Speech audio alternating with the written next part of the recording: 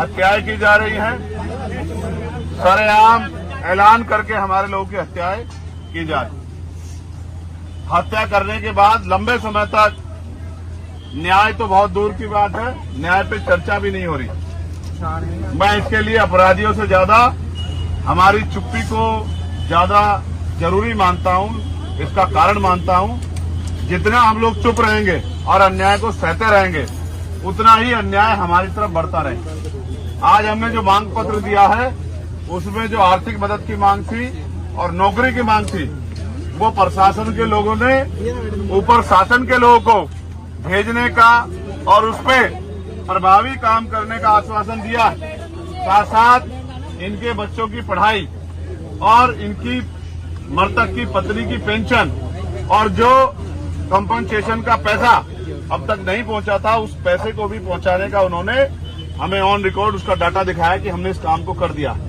वो इनकी पत्नी की पेंशन के लिए भी हमसे, क्योंकि हमारा अधिकार है, तो वो इसके लिए सहमत है कि उनको पेंशन बनेगी और उनके बच्चों की, जब तक वो पढ़ाई करेंगे, उनके बच्चों की पढ़ाई होगी। जो आरोपी था, एक आरोपी जिसने सरेंडर किया था, उसके साथ 2 लोग और हैं, ये बात भी जानकारी में आई।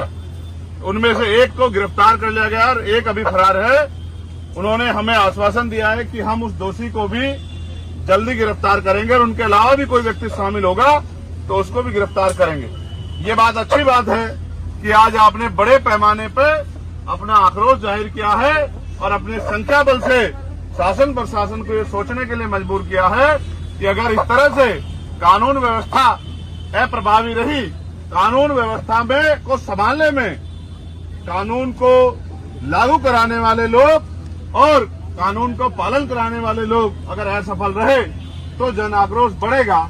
लेकिन मेरा आपसे भी ये कहना है कि आप भी संगठित रहो, आप भी संगठित रहो। जब तक आप संगठित नहीं रहोगे और समाज को साथ लेके नहीं चलोगे, तब तक मुझे नहीं लगता कि ये हत्याएं बंद हो सकती हैं। हत्या होने के बाद वो आरोपी जेल चला जाए या उसको फांसी की सजा हो जाए, लेकिन उस परिवार का क्या, जिस परिवार से कमाने वाला चला गया है, जिस परिवार का सहारा चला गया है। ये जो माँ बाप यहाँ बैठे हैं, ये उम्मीद से बैठे हैं कि इनके बारे में सोचा जाए, लेकिन आप जानते हो शासन सत्ता उनकी है और उनकी शासन सत्ता में हमारे लोगों की हत्या की छूट मिली हुई है, तो हम क्या करें। मैं आपसे भी कहता हूँ, ये जो नौजवान यहाँ खड़े हैं, जब तक आप अपनी शासन सत्ता नहीं बनाओगे, तब तक ये हत्याएं रुकने वाली नहीं है। आज अपनी ताकत बनाई है नगीना के जरिए, तो आपकी बात मजबूत हुई है, आपकी सुनवाई भी होने लगी है, आपकी बात का दमखम भी बढ़ा है। लेकिन ताली मत बजाओ, सुन लो, ये ताली बजाने का, नारा लगाने का समय नहीं है, क्योंकि हमने अपना भाई खोया।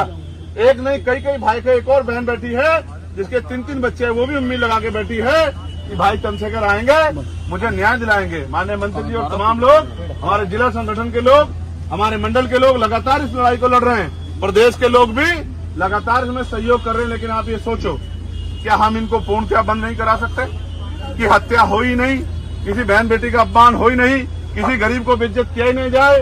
क्या तार की बाड़ लगाकर लोगों की हत्याएं जो की जा रही है ये बंद हो जाए?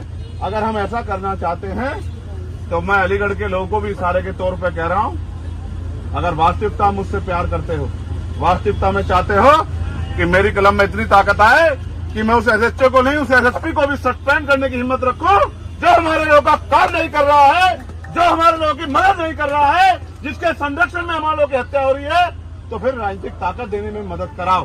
खैर का उपचुनाव आ गया है, मेरे नौजवान साथियों, आज से ही अपनी ताकत बनाने के लिए लगो।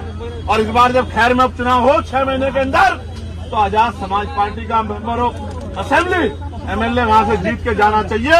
यही इस परिवार को सच्ची श्रद्धांजलि होगी और यही हमारी ताकत का बनने का काम यहाँ शुरू होगा। और जैसे हमारी ताकत यहाँ बनेगी, ये गुंडे घरों में घुस जाएंगे, ये गुंडे क्षेत्र छोड़ के भाग जाएंगे, ये गुंडे घरों में दुबक जाएंगे और गुंडागर्दी इनकी गुंडागर्दी हवा हवाई हो जाएगी। ये भी आपको सम्मान से बात क्या करेंगे, लेकिन ये तभी संभव है कि जो बिजनौर के लोगों ने करके दिखाया वो अलीगढ़ के लोग भी करके दिखाएं। ये अलीगढ़, इसका इतना बड़ा नाम है और मुझे गर्व महसूस होता है कि यहाँ इतना मान सम्मान आप लोगों ने कमाया है, लेकिन यहाँ इतना बड़ा जुल्म हो रहा है तो ये चिंता का विषय है और इस चिंता को आपको मुझे समझना पड़ेगा। सिर्फ नारा लगाने से या मोटरसाइकिल दौड़ाने से काम नहीं